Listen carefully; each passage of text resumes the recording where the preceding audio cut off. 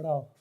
Hvala za to predstavitev. Zdaj smo pa še pri zadnjem dejanju današnjega posveta, in sicer sprememba zakona.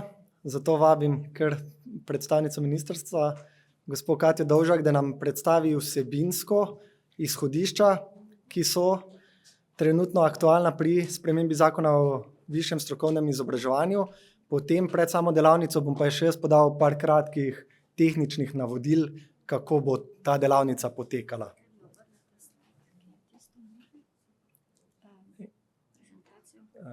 Takole. Ne.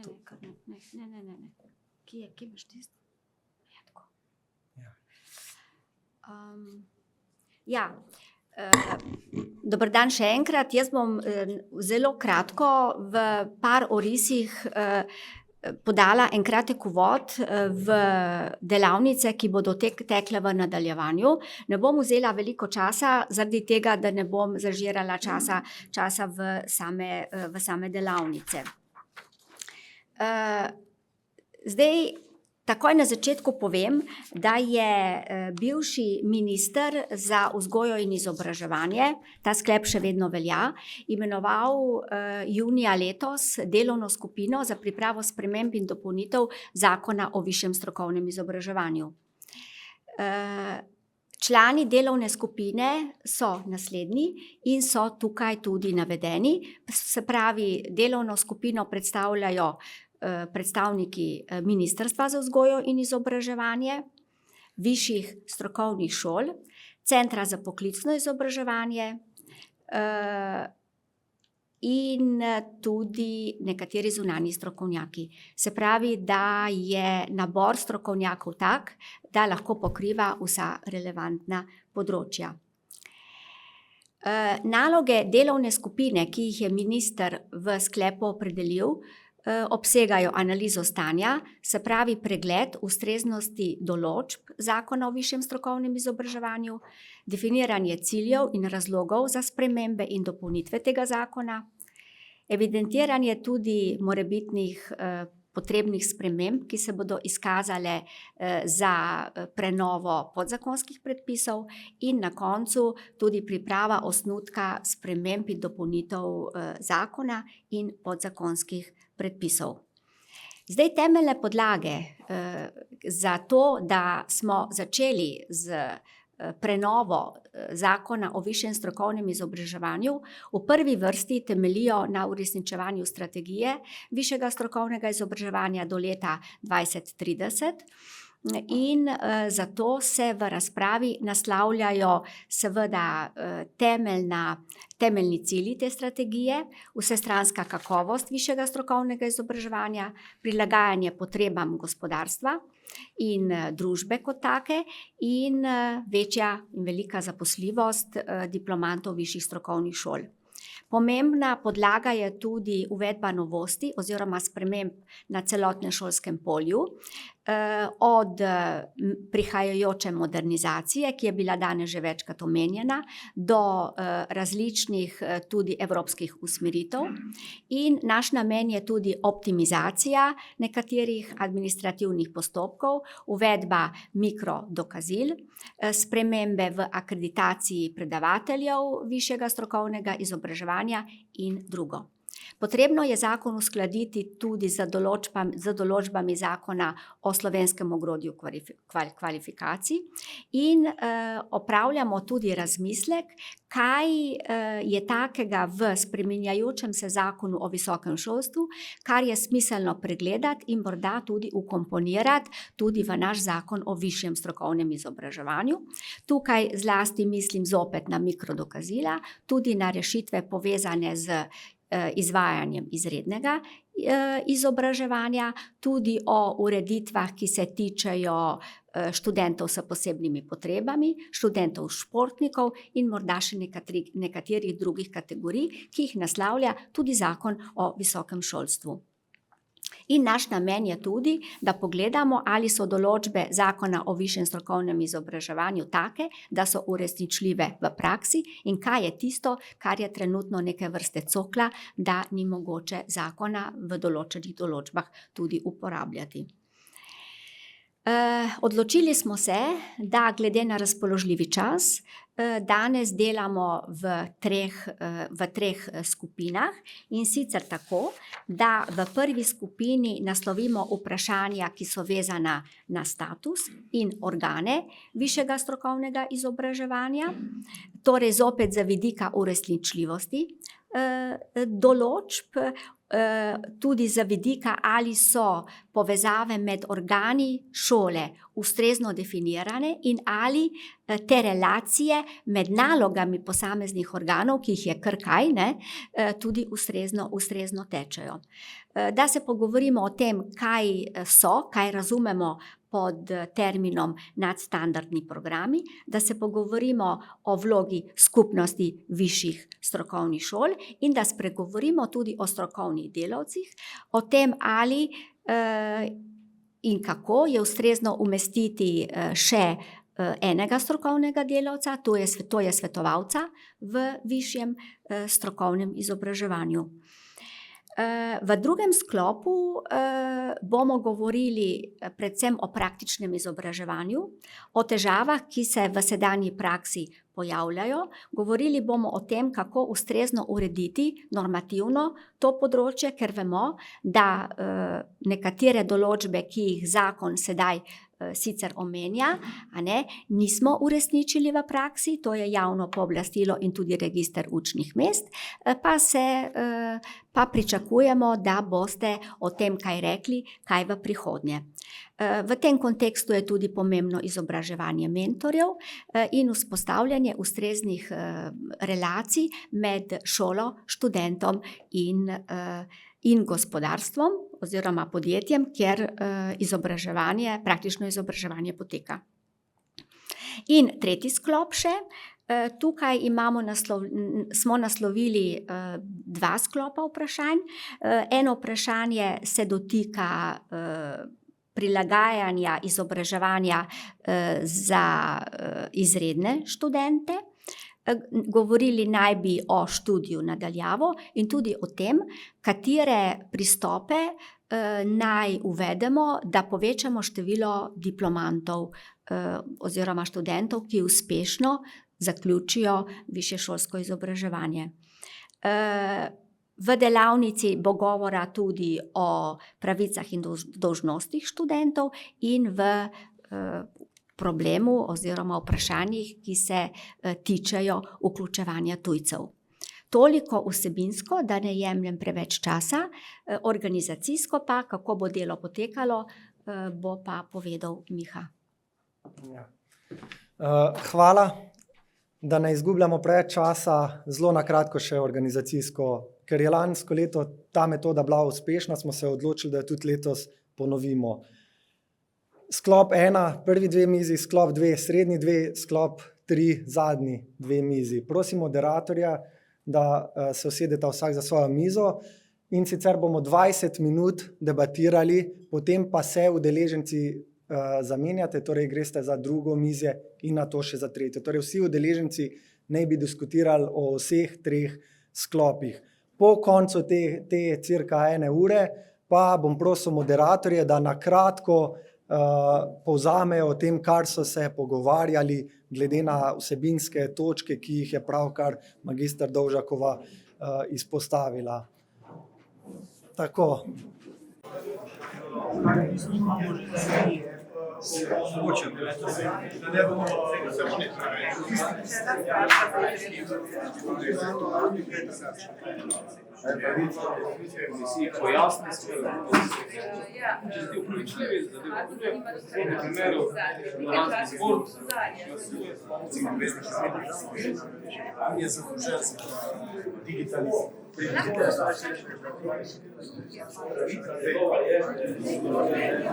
Prosim za menjavo.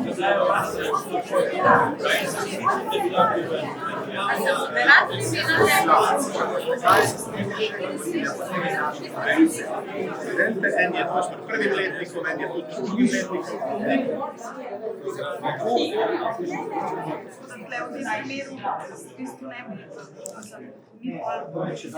Tole srečanje in dajmo narediti ene povzetke.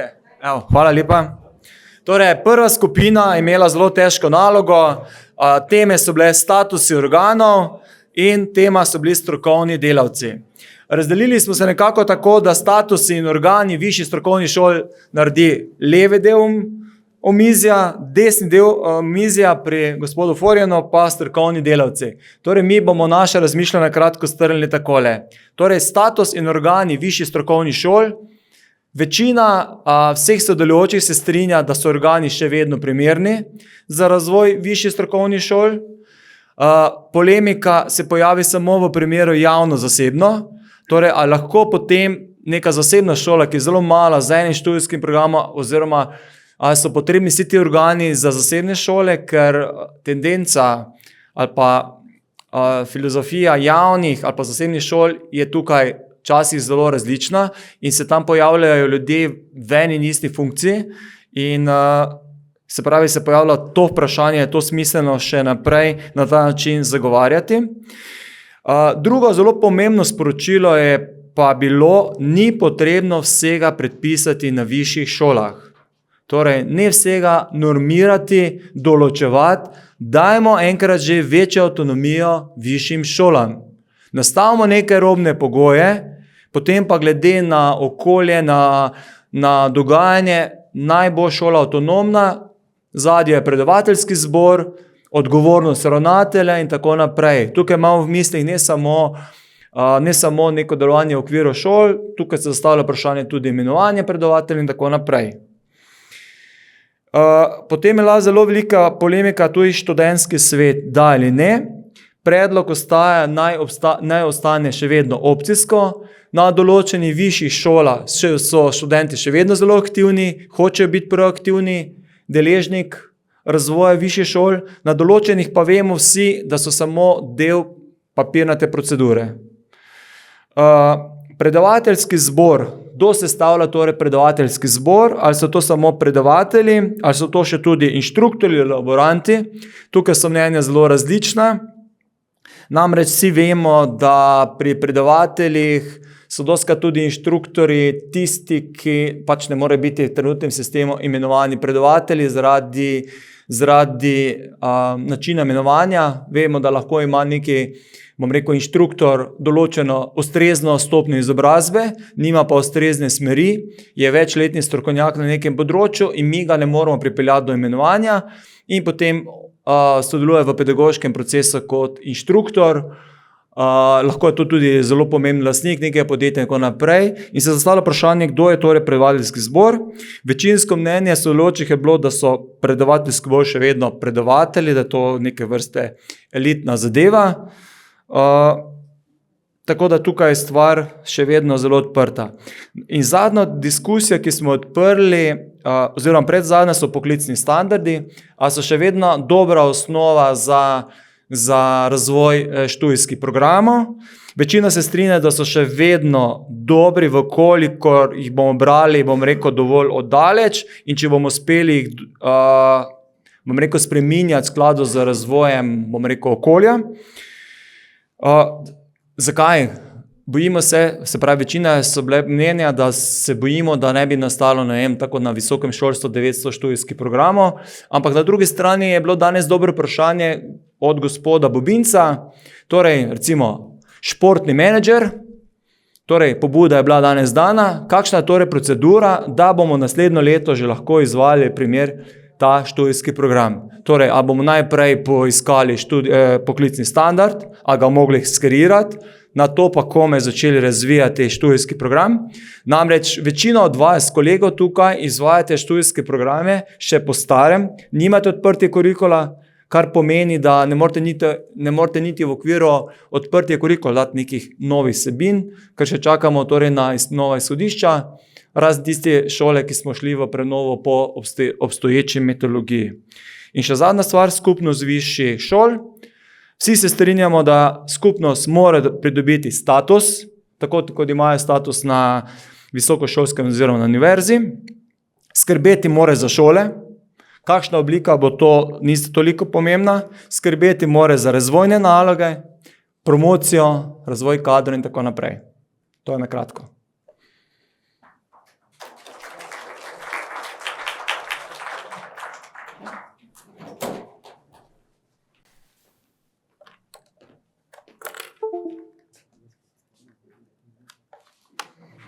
Lahko jaz povem besedo, pa če pozabim. Samo ne vidim, kje imam napis. Se zato imam očala. Sorry. To so področja. Ja, lep pozdrav. Torej, mi smo se ukvarjali z kadri.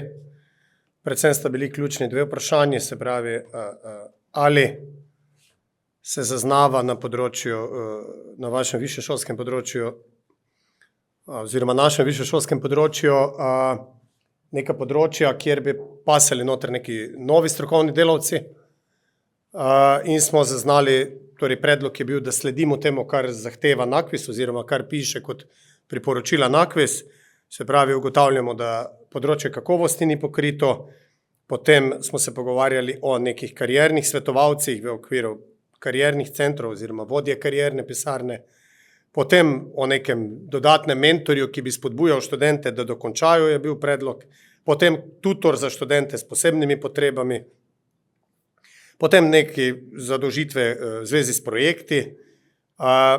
Smo pa identificirali še vodjo programskega področja kot nekoga, ki ga imamo, saj večina verjetno zapisanega v ustanovnih aktih, nekje drugega pa jaz ne zaznavam, tako da fajn bi bilo opredeliti, kdo bi zdaj to naj bil, pa kakve bi naj bile njegove naloge, ali je to potem tudi nekje financirano, ali je to eno od tistih del od učne obveze do polne delovne obveze predavatelja, tako da tudi to stvar debate, ali je to sodi v zakon ali pa pač sodi v neke druge akte.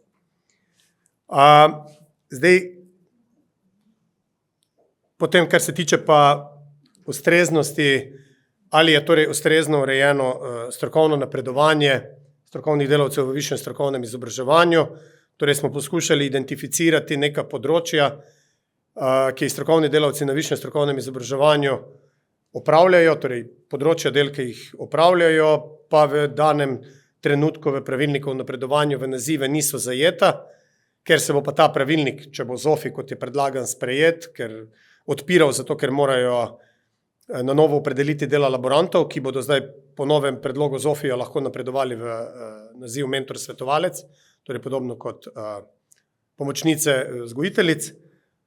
Smo ugotovili, da ni opredeljenega sodelovanja v komisiji za kakovost, delo v drugih organih zavoda, potem predlog za mentorstvo na diplomah, to smo že v zdajšnjem pravilniku o napredovanju v nazive predlagali z višjih šol, pa nekako ni šlo skozi, ker je ministrstvo ocenilo, da je to eno od osnovnih del predavatelja in kot tako ni dodatno delo, ki bi se vrednotilo v skladu s tem pravilnikom, tako da bomo probali še enkrat.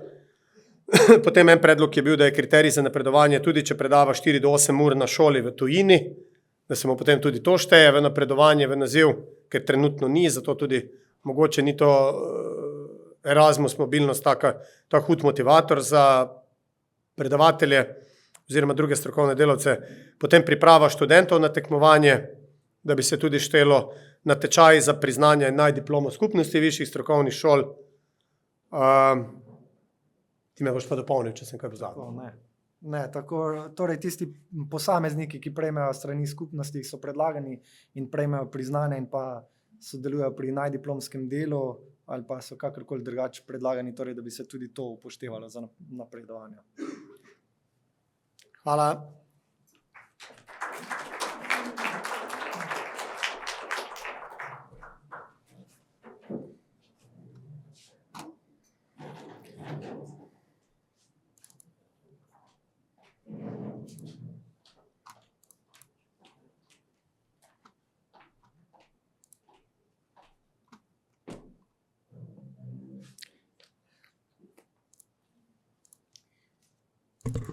V naši delovni skupini je tekla beseda o sodelovanju z delodajalci v procesu izvajanja praktičnega izobraževanja. Govorili smo tudi o tem, kako dejansko v resnici teče ta trenutek proces praktičnega izobraževanja in kako je mogoče okrepiti ta trikotnik med študentom, šolo in delodajalcem.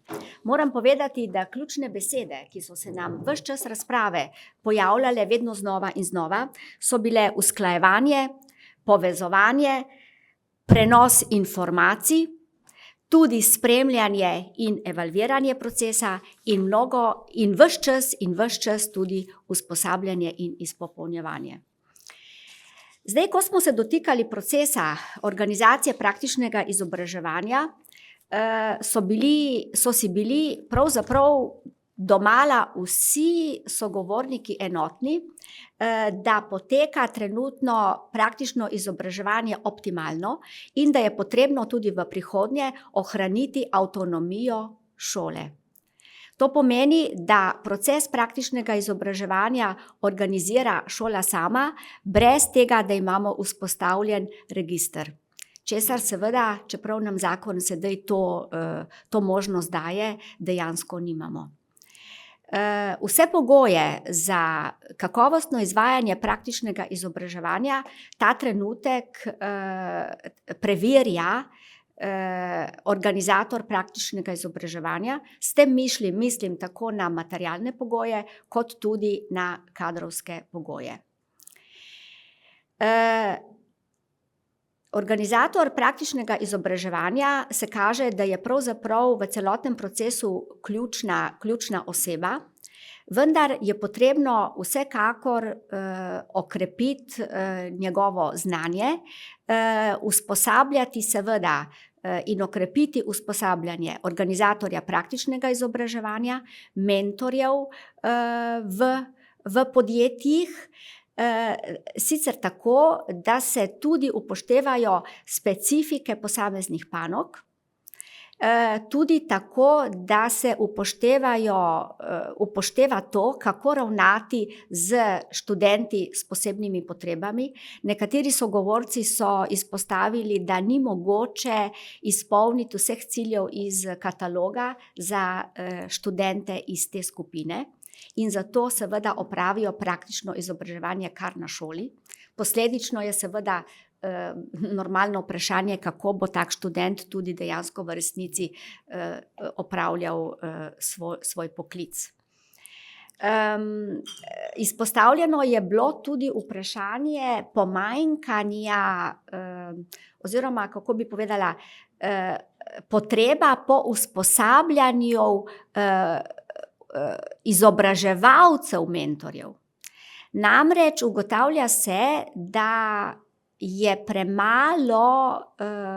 premalo znanja s področji prenosa teorije v prakso, da tu se kaže precejšen manko in bi ga bilo treba tudi vizavi izobraževalcev mentorjev tudi okrepiti. Dobra praksa, ki je bila izpostavljena, je ta, da v drugem letniku praktičnega izobraževanja pripravi študent dispozicijo diplomske naloge.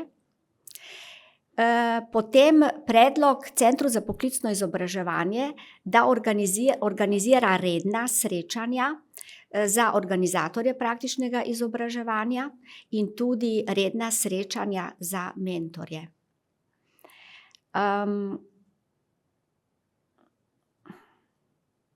To bi bilo pravzaprav to. Zdaj, če nisem ravno vse prebrala, kar je zapisano in kar smo si zapisali, je zapisano in prosim tudi potem, da v nadaljevanju si to mogoče podrobneje preberemo. Hvala.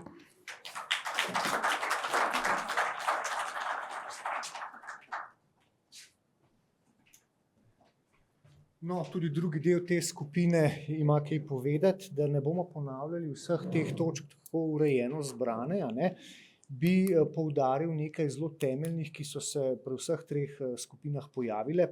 In če grem kar po vrsti, register ne deluje, je preveč birokratski, nima svoje funkcije. Potem je zelo pomembno, da šola išče, da šola lahko poskrbi za izbor in zagotavljanje kakovosti. Evalvacijo lahko na različne načine zagotavljajo tudi drugi udeleženci v tem procesu, recimo predavatelji, lahko so vključeni študenti, lahko to izvajajo šole. Na nek način se kaže nekaj problemov, kar se tiče nagrad mentorjem, ki sodelujejo v tem procesu in mogoče seveda tudi študentom, ki sodelujejo pri tem, in pa seveda kot zadnje zelo pomembno je usposabljanje z področja pedagoških in andragoških vsebin za mentorje v podjetjih in to bi bilo verjetno treba nasloviti. Toliko.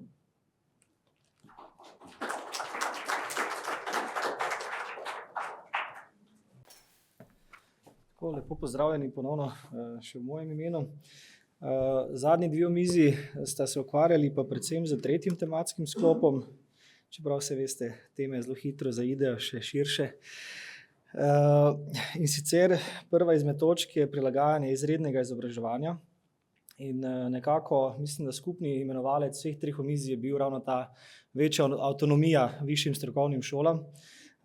Šole smo raznolike, tako po velikosti, lokacijah, študijskih programih in tudi na področju izrednega študija potrebujemo raznolike prilagoditve. Tako da nekako smo skupnega mnenja, da še vedno omogočamo šolam, da pač skozi izvedbene študijske programe same določijo prilagoditve glede na generacije, glede na številčno študentov in pa tudi glede na posameznike, tako tipičnih kot atipičnih študentov. Zdaj, kar se tiče izrednega študija, mogoče za razmislek, vidimo, da se v izredni študij na eni strani vpisujejo mladi, ki so po domače povedani pokurili te pravice rednega študija in so po vseh lastnostih mladi študenti, ki niso redno zaposleni in je mogoče smiselno, da so združeni z rednimi študenti, če že ne morejo biti vpisani v redni študij, v samo izvedbo, prav zaradi te njihove specifičnosti. Na drugi strani pa seveda imamo zaposlene, ki bolj spadajo v prilagojeno izvedbo, torej da jih ne mešamo z rednimi študenti. Zdaj, obstoječa navodila za prilagajanje izrednega študija so nekje omenjala tudi možnost, da se, če se pojavi posameznik ali pa skupina in šola presodi, da se lahko smiselno vključi ali pa se začne študijsko leto drugače, kot je definirano zakonom, da pogledamo, za kakšne ciljne skupine bi mogoče to bilo sploh izvedljivo in da mogoče na tem področju naredimo neko noviteto in tako kot na visokem šolstvu omogočimo mogoče tudi kakšen semestralni vpis. Potem pa, kar se tiče študija nadaljavo za redne študente, tukaj smo bili vsi mnenja, da je mogoče ta termin napačen, da v višjih šolah pravzaprav govorimo o kombiniranem študiju, ne govorimo o študiju nadaljavo in smo nekako seveda mnenja, da za redni študij bi bilo ponovno dano šoli v možnost, da kakšno srečanje, predavanja naredi z novimi pedagoškimi pristopi, morda obrnjene učilnice. To pomeni, da določene vsebine se srečajo študenti s predavateljem že online in pridejo na vaje pripravljeni.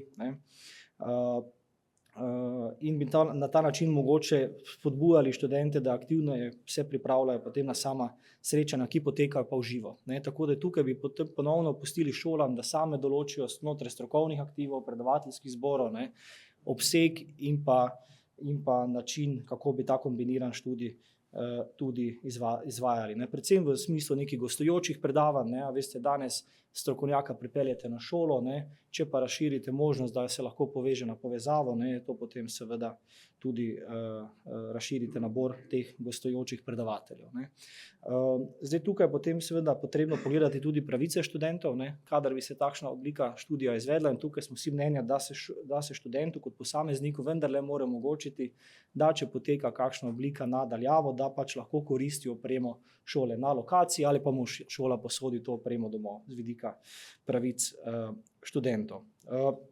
Kar se tiče diplomantov in pa povečanja stopnje diplomiranosti, zelo raznolike ideje višjih strokovnih šol, od tega, da premislimo, v kakšni obliki študenti zaključujejo študij, da mogoče razmislimo ponovno o avtonomiji šole, da šola ponudi študentu več možnih načinov zaključka študija, bodisi preko diplomskega dela, diplomskega izpita, izdelka z zagovorom in podobno, ali pa enostavno z dodatnim nekim tretjo obliko zaključka študija.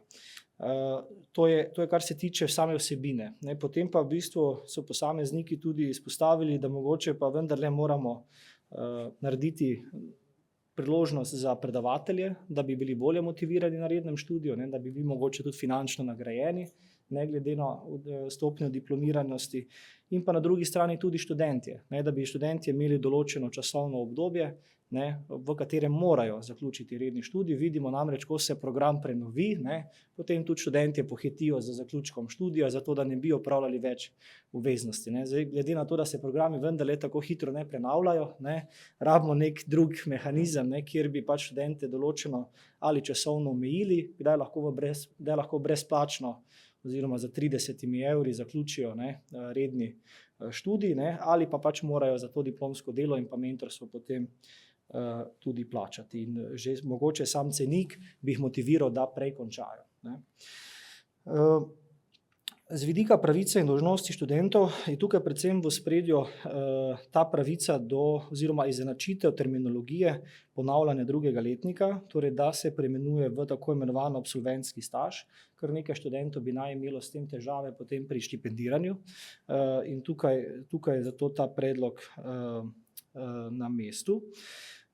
Seveda se pa potem tukaj z vidika pravic in pa dolžnosti študentov predvsem pojavljajo te atipične skupine študentov, torej študenti s posebnimi potrebami, in pa tujci, in pa s tem povezano financiranje. Torej, če imamo študenta s posebnimi potrebami, ki potrebuje določeno opremo, programsko ali celo osebnega asistenta, tolmača, odkot lahko potem šola, ki je financirana iz proračuna, potem financira tudi takšne dodatne aktivnosti.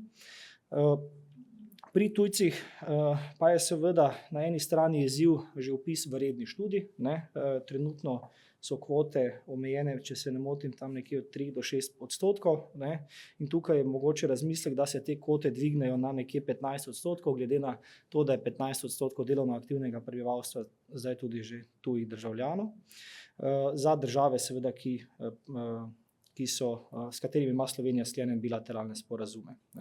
Zato, da študentom damo možnost, da prej kot v 3 dneh pred začetkom študijskega leta zvejo, ali so na študijski program pravzaprav sprejeti, in se lahko uredijo pravočasno življenje v Sloveniji. In seveda, ko pridejo v Slovenijo, da jim omogočimo potem nek ugoden vstop v višješolski študij. Tukaj smo predvsem pogledali, kako imajo to urejeno, oziroma se zdaj ureja visoko šolstvo za letom plus, torej da organiziramo tečaj slovenskega jezika in organiziramo nekaj temeljnih predmetov, naprimer komunikacijskega modula za študente, ter študentom omogočimo tako imenovano dodatno leto študija ali pa pravico do ponovnega vpisa, to je stvar v bistvu ureditve. V glavnem, v vsakem primeru bi študentom tujcem omogočili, da lahko normalno študirajo. Tukaj je seveda tudi izziv z opravljanjem praktičnega izobraževanja, ker študenti nimajo tujci študenti nimajo osnovnega slovenskega zavarovanja, trenutno jih delodajalci ne morejo prijaviti z obrazcem M12 za opravljanje praktičnega izobraževanja in jim plača tudi prispevkov. Teda to stvar bomo mogli tudi na sistemski ravni verjetno še kje drugje kot v našem področnem zakonu tudi urediti. Zdaj sam preverjam, če sem karkoli izpustil. Potem so se pa pojavile še številne pravzaprav tudi pravice, torej z vidika tako kulturoloških, verskih in pa drugih prepričanj, kako zdaj to urediti, ali to normativno urediti v zakonu. Visoko šolstvo je nekaj malega uredilo to v predlogu zakona.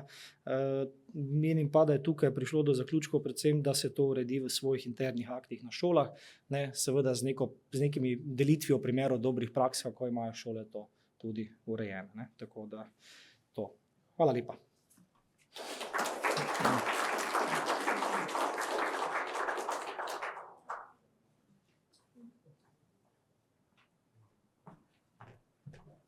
Prav, hvala vsem poročevalcem. Zdaj pa za konec ponovno vabim podpredsednika, da zaključi današnji posvet. Tudi jaz vam pa vsem zahvaljujem za udeležbo.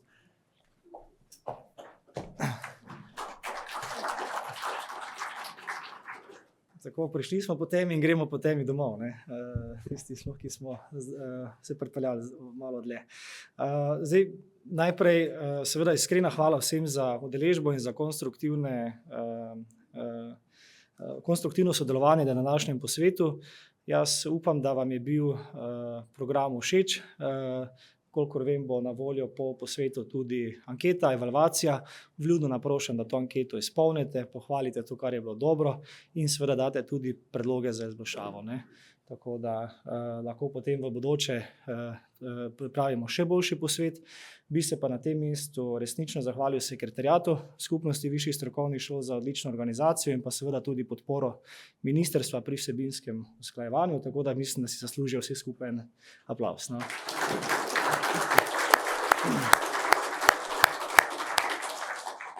Tako da hvala lepa in pa srečno pot domov.